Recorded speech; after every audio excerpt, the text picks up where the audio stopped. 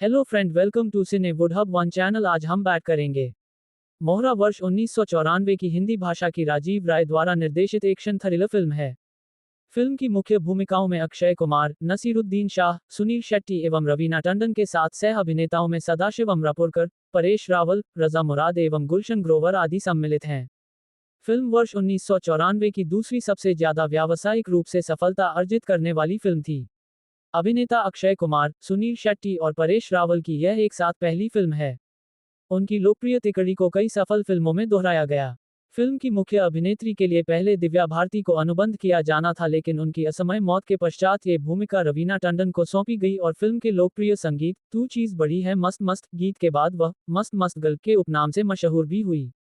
विशाल अग्निहोत्री, सुनील शेट्टी को 4 अपराधियों के एक समूह की हत्या के लिए कैद की सजा दी गई है। उन्होंने उसकी साली का क्रूरता से बलात्कार किया था और मार डाला था। विशाल अदालत में न्याय पाने की कोशिश करता है, लेकिन असफल रहता है और भ्रष्ट वकील की मदद से पुरुषों को जेल से रिहा कर दिया जाता है। फिर अपराधी विशाल के घर जाते हैं क्योंकि उसने उनके खिलाफ मुकदमा दायर करने की कोशिश की थी।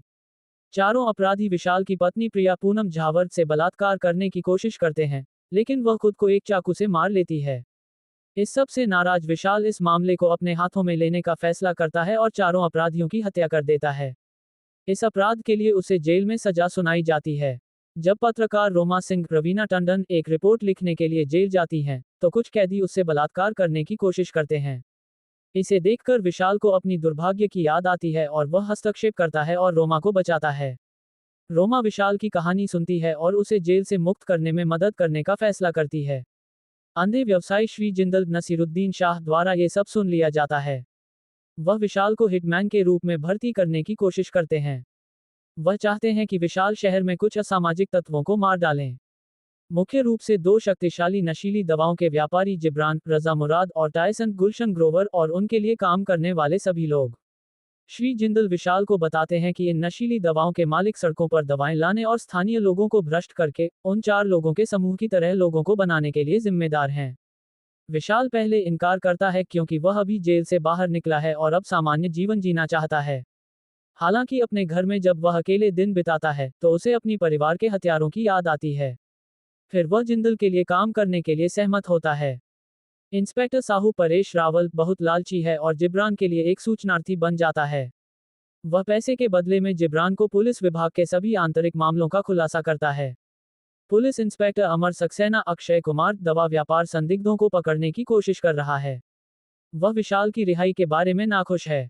वह मानता है कि उसके द्वारा की गई हत्याओं के कारण वह जेल में रहने का हकदार है।